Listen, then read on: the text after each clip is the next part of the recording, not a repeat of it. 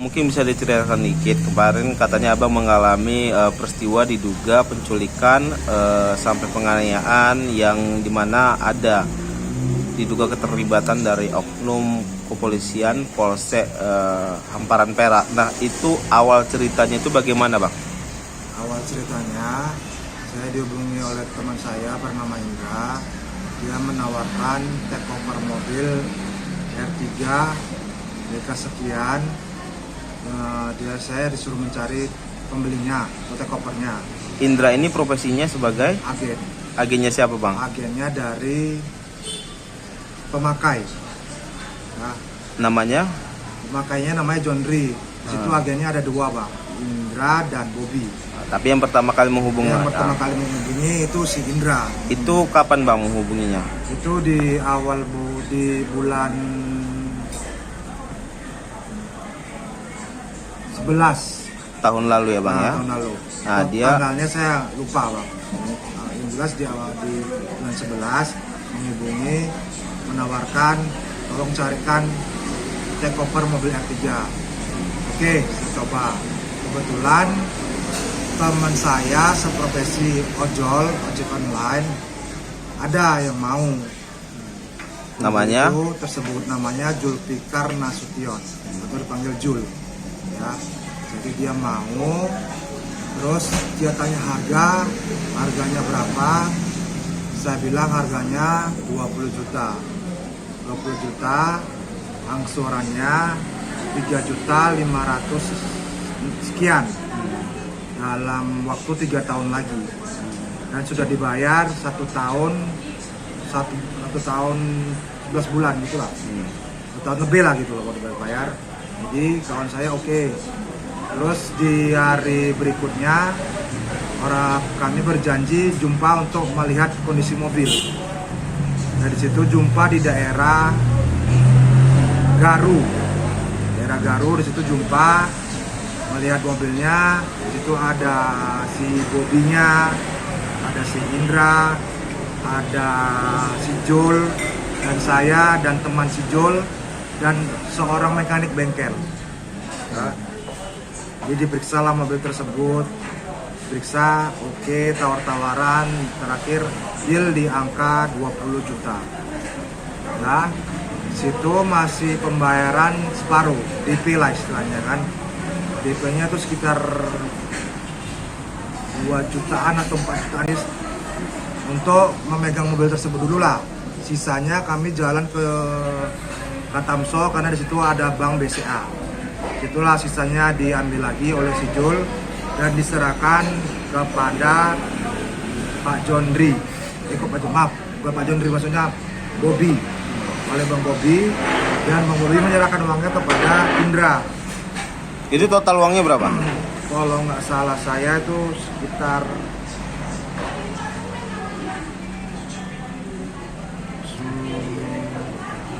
10 juta atau 12 juta gitulah.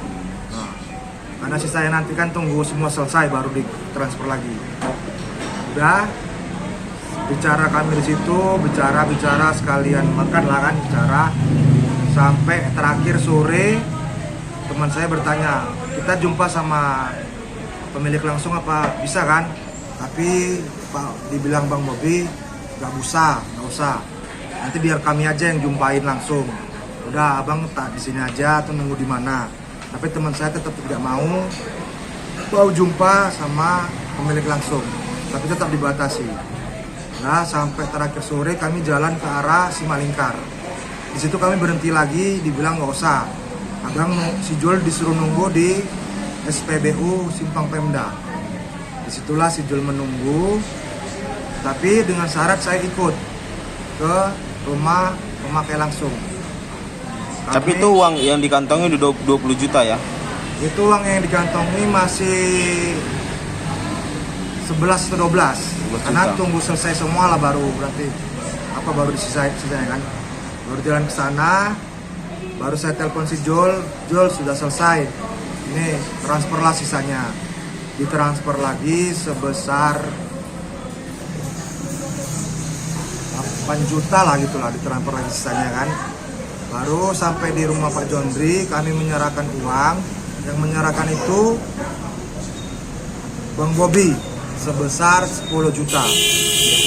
Ya di situ saya bilang kwitansinya nggak dibuat, saya bilang ini kwitansi biasa aja, nggak usah pakai materai, saya bilang nggak usah, kata orang itu.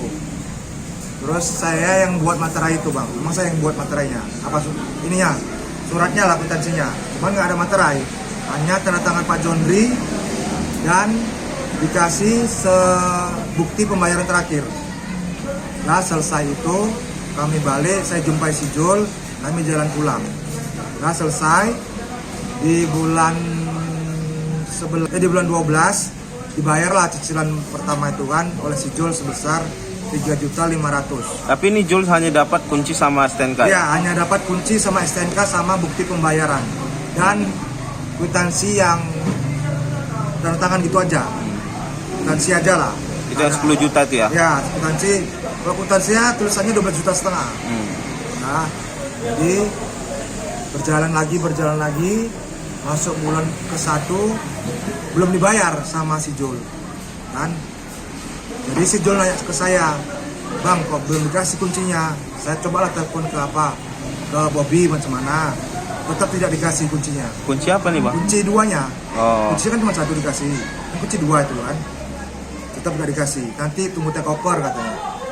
Oke, nah, namanya orang tua kan, itulah omongan si Jul sama saya bang. Orang tuanya marah karena ini beli kok macam beli mobil bodong, nggak ada berkas-berkasnya. Jadi orang tuanya menyuruh si Jul itu balikan lagi ke Jondri. Tapi tanpa konfirmasi saya, rupanya dia take over Ke Pak Haji itulah namanya. Nah, Pak Haji. pihak lain ya? Nah, pihak lain di take overnya tanpa sepengetahuan saya. Yang dimana ujungnya dikasih tahu berapa harganya? Yang terakhir ujungnya harganya itu sekitar 40 juta. Memang dikirim bukti transfernya sama saya. Saya bilang kenapa dijual? Saya takut bang, alasannya begitu. Alasannya takut dan mobil rusak katanya alasannya. Nah, jadi setelah itu pihak dari pemakaian nelpon ke Indra, bahwasanya kenapa belum dibayar angsuran yang ke bulan 1 itu. Jadi pihak Indra nelpon ke saya. Saya telepon ke Jul, tapi dia tetap belum mengaku bahwasanya mobil itu udah di takeover. Masih berbelit-belit lah. Bahwasanya mobil gini bang, belum ada duit, oke. Sampai akhirnya masalah ini rumit. Jadi barulah dia mengaku bahwasanya mobilnya sudah di takeover. Kalau kayak gitu gua harus jumpa, saya bilang sama Pak Jondri. Berjumpa, ngomong langsung, saya bilang. Terakhir orang ini berjumpa, memang sudah jumpa sama keluarganya, sama Bobi, sama Indra, sudah jumpa dengan pihak keluarga si Jul.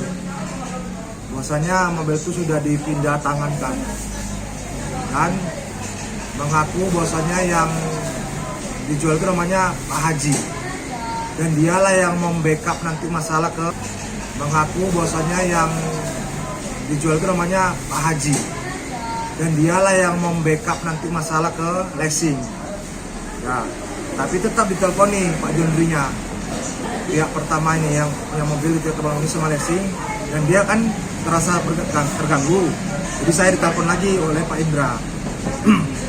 Telepon, diajak jumpa, cuman saya memang pada waktu itu hari Kamis kalau nggak salah itu saya tanggalnya kalau nggak salah tanggal 27 gitulah Januari ya? Januari ditelepon suruh ajak jumpa, cuman saya memang kebetulan nggak bisa karena saya ada kerjaan, karena saya driver kan, ada janji bawa tamu ke Kota Pinang. Sudah saya Sherlock juga lokasi saya di sana. Saya pulang nanti hari Jumat, saya bilang. Paling nggak kita Sabtu lah baru bisa jumpa, saya bilang kan. Oke, dia. Jadi disusunlah, dibuatlah hari Sabtu jumpa. Dan pagi malam itu saya juga masih bisa berhubungan sama si Jul. Jul, ini kita jumpa besok hari Sabtu pagi. Kita ngurus masalah mobil ini, saya bilang. Oh iya bang, memang dia bilang sama saya, katanya dia ada tamu mau ke Batubara. Bilang jangan dulu dibawa, aku bilang. selesaikan dulu masalah ini, dia bilang. Tolong, bilang minta waktunya. Tapi besok paginya saya telepon, nomornya sudah tidak aktif. Nah, si Indra bolak-balik nelponin saya. Karena saya merasa nggak bersalah dan saya memang mau menyelesaikan ini, saya datanglah ke titik pertemuan di Gajah Mada. Itu sekitar jam 10 saya kira-kira ada di rumah bersama istri dan anak saya. Sampai di Gajah Mada sekitar jam setengah 12 atau jam 11 gitu loh. Siang ya? Siang. Tanggal? Tanggal 29 hari Sabtu. Sampai di sana saya masih bertemu dengan Indra. Masih berdua kami. Saya tanya, "Mana?" "Ntar Pak Jondri masih di Tuntungan. Masih jalan kemari." "Oke. Saya balikkan istri saya dulu lah ya ke Petisa." Saya ngantar istri saya dulu ke Petisa, lalu saya balik lagi situ naik sepeda motor. Sampai di situ saya kurasa jam setengah 12 lewat lah. Sampai di situ sudah rame. Sudah ada Indra, Bobby, dan kawan-kawannya. Yang namanya kalau nggak salah saya Raka, Amir, dan teman-temannya lah, ada sekitar 5 orang. Di Gajah Mada itu di kafe atau Di Gajah Mada sekitar jam setengah 12 atau jam 11 gitu lah. siang ya? Siang. Tanggal? Tanggal 29 hari Sabtu. Sampai di sana saya masih bertemu dengan Indra. Masih berdua kami. Saya tanya, "Mana?" "Ntar Pak Jondri masih di Tuntungan. Masih jalan kemari." "Oke. Saya balikkan istri saya dulu lah ya ke Petisa." Saya ngantar istri saya dulu ke Petisa, lalu saya balik lagi situ naik sepeda motor. Sampai di situ saya kurasa jam setengah 12 lewat lah. Sampai di situ sudah rame. Sudah ada Indra, Bobby, dan kawan-kawannya. Yang namanya kalau nggak salah saya Raka, Amir, dan teman-temannya lah, ada sekitar 5 orang. 5 orang. Di Gajah Mada itu di kafe atau di apa? Di warung kopi. Warung kopi. Duduk di situ saya diinterogasi. Ditanyain tentang masalah si mobil ini. Saya disuruh menghadirkan mobilnya. Saya bilang saya tidak tahu mobil itu kemana. Setahu saya mobil itu sama si Jul. Setelah itu saya tidak tahu. Dan diperiksa HP saya, disita HP saya. Saya disuruh mengakui bahwasanya saya keterkaitan dengan si Jul. Bahwasanya sindikat lah dibilangnya gitu, penggelapan mobil. Saya bilang saya tidak tahu. Dan di situ saya sudah mulai dipukul lah, dianiaya. Badan saya dipukul, sama muka saya dipukul pakai HP. Saya sudah mulai tidak nyaman, saya hubungi istri saya. Yang mukul itu namanya siapa? Raka kalau nggak salah.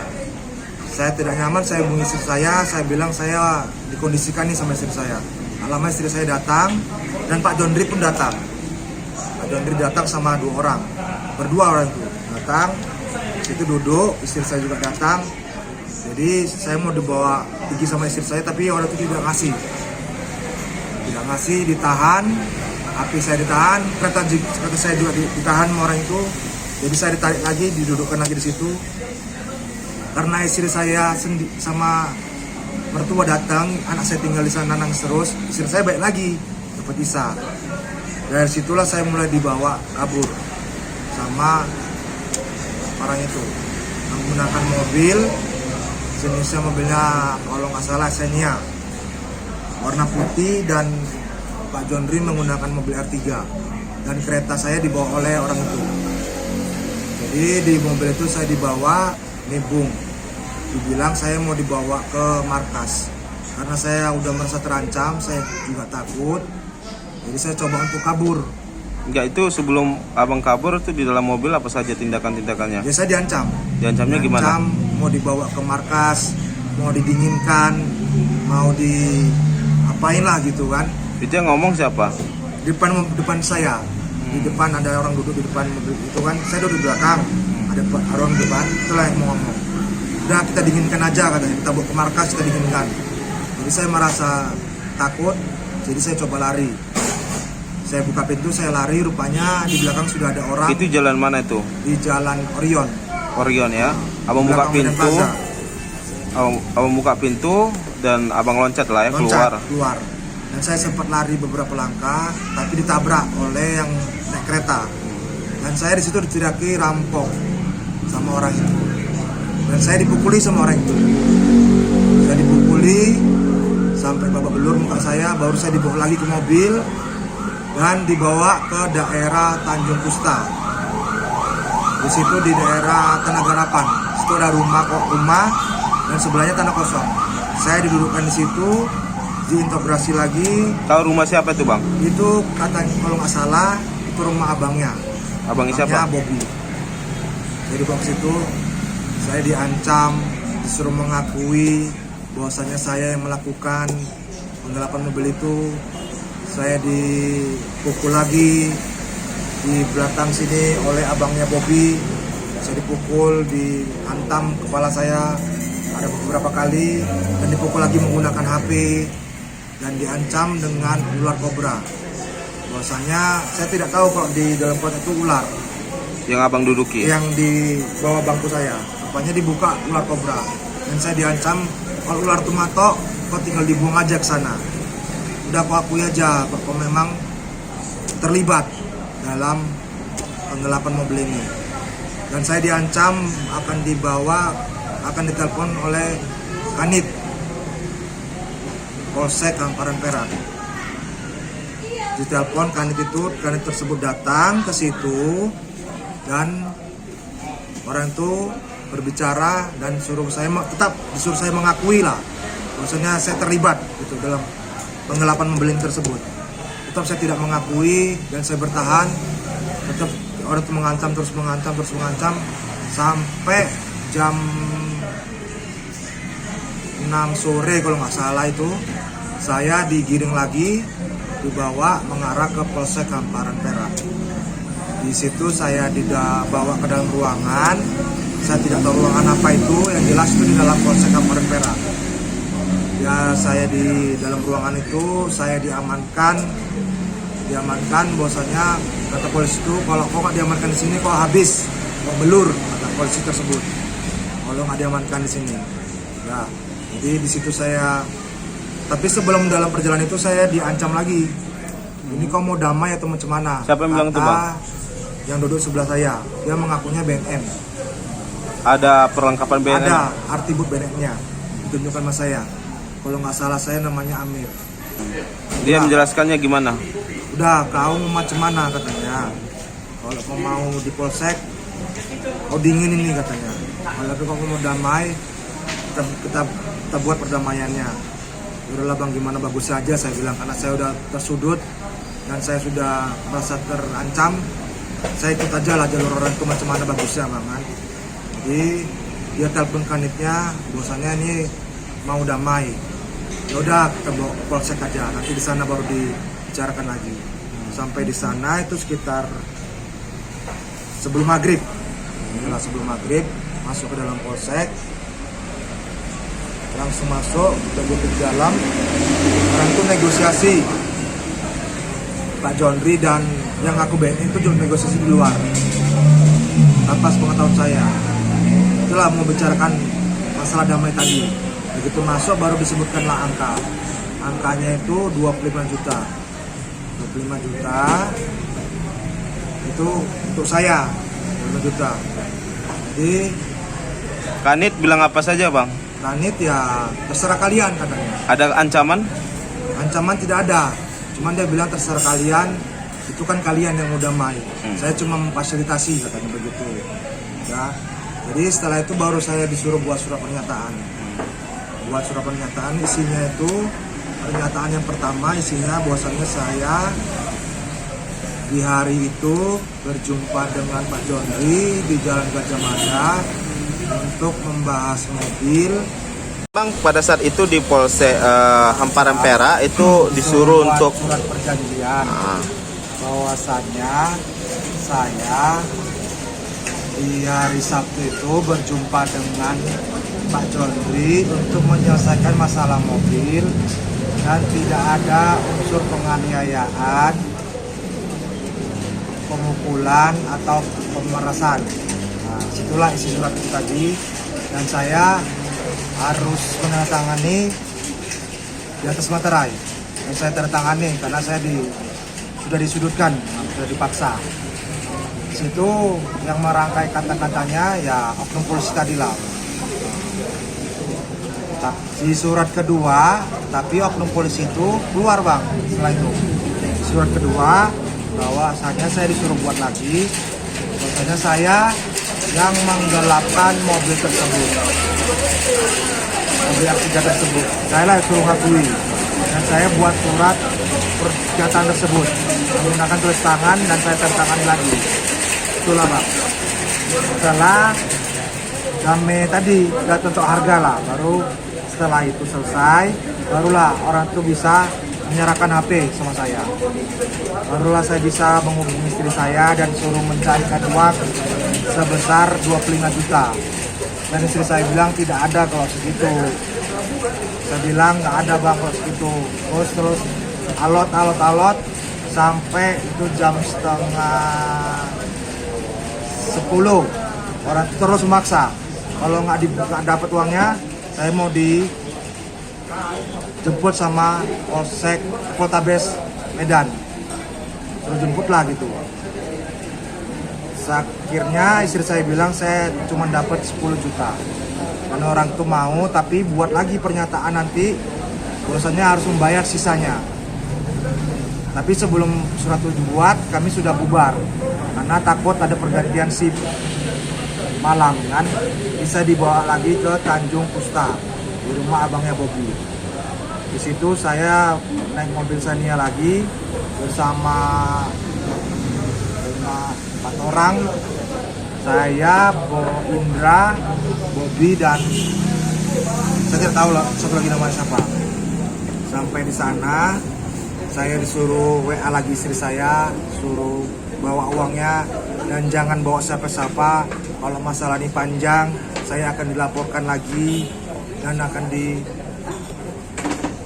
lagi, diancam lagi. Jadi saya disuruh bilang ke istri jangan bawa siapa-siapa. Jadi saya bilang sama istri jangan bawa siapa-siapa, mari aja bawa uangnya, masalah udah selesai. Tapi karena nggak dapat 10 juta, cuma dapat 8,5 juta, orang itu pun ya udahlah nggak apa-apa, yang penting selesai ya kan. Di 8,5 juta dibawa istri saya bersama mertua ke Tanjung Pusta. Setelah sampai di sana rupanya istri saya membawa keluarga dari mertua saya, ada tentara ya, ada tentaranya 4 orang. Jadi setelah sampai di sana orang itu langsung ribut. Kenapa aku rame kali? Tapi gak ada mau masalah, gak ada mau panjang Put katanya kan. Ingat Put kau udah buat apa surat katanya kan. Karena saya takut, saya hampiri mertua saya udah lama. Kita pergi aja, selesai masalah ini, selesai. Karena saya masih di dalam ancaman. Terus saya dirangkul sama tentara itu, mau dibawa visum, cuman saya bilang udahlah, udah selesai, udahlah kita pulang aja. Tapi setelah saya pulang, tapi uang itu nggak jadi diserahkan. 8,5 juta ya? Ya karena orang tuh bilang udah, kamu pulang aja dulu ke rumah Put, kata si Bobby tadi. Pulang aja dulu ke rumah Put, istirahat, besok kita bicarakan lagi katanya kan. Terus Pak Jondri bilang pun sama saya, udah kita nggak ada masalah, kita selesai, kita jumpa lagi di rumah Pak Jondri. Sudah saya jalan pulang, baru saya bilang sama istri saya bahwasanya saya memang dipukuli. Baru saya langsung buat laporan ke Poltabes Medan. Malam itu juga. Sampai di Poltabes saya sekitar jam setengah 2 malam. Karena saya makan dulu sama briefing keluarga dulu lah, konsultasi kan. Baru saya ke Poltabes, baru saya buat surat laporan bahwasanya saya dianiaya, diculik. Saya setelah dari Poltabes buat surat laporan, saya visum ke Brimob Bayangkara. Besoknya? Bayangkara. Besoknya? Visum, hari itu juga, jam 5 pagi. Selesai semua, saya sampai di rumah jam 6 pagi, baru saya bisa istirahat. Itu bang, luka-luka yang abang alami itu di bagian mana aja? Di bagian pelipis mata, muka saya lembam, bibir saya pecah, terus belakang saya ini memar, ada biru-biru, sama di sini agak sakit di tusuk. Abang alami penganiayaan tersebut itu pakai benda sesuatu selain handphone, ada lagi? Tidak ada, tangan aja. Tangan ya. Cuman yang dipukul dari belakang itu saya tidak tahu entah menggunakan apa. Tapi- Karena kan saya berat, posisinya belakang ini, dimukul dari belakang. Tapi kalau dari diduga itu yang Kanit Reskrim Hamparan Perak itu ada memukul atau apa? Nggak ada. Dia hanya sebagai orang yang melihat dalam Iya, melihat situasi dalam itu. kejadian. Hadir aja Hadir gitu. aja. Oke. Istilahnya untuk percayalah gitu. Harapannya bang terkait dengan kasus ini gimana bang terhadap Harapannya ya polisian? semoga kasus ini tidak terjadi lagi. Kayak seperti saya lah, selesai semua, yang bersalah ya dihukum dengan tuntutannya. Dan abang Dan saya ingin juga merasa nyaman kerja bang, karena saya dalam ancaman terus. ancaman dalam bentuk apa? Ya saya bolak-balik ditelepon, Hmm. diajak negosiasi, diajak damai, kan? Cuman saya serahkan itu semua Siapa yang ngajak damai bang? dari pihak tersebut, si Indra namanya. Dia bilang apa? Dia bilang udah selesaikan ada secara damai, kita cari yang keroknya si Jul, kayak gitu. Ada bukti chatnya sama saya. Oh berarti sampai sekarang masih dihubungi ya bang ya? Masih dihubungi. Terus sama tadi pagi masih dihubungi sama Pak Jondri, pemilik mobil. Dia bertanya untuk mengusulkan jalan damai aja. Dan masih membahas masalah mobil juga. Tapi abang ingin segala oknum yang ada terjadi pada saat itu pemukulan ditindak tegas.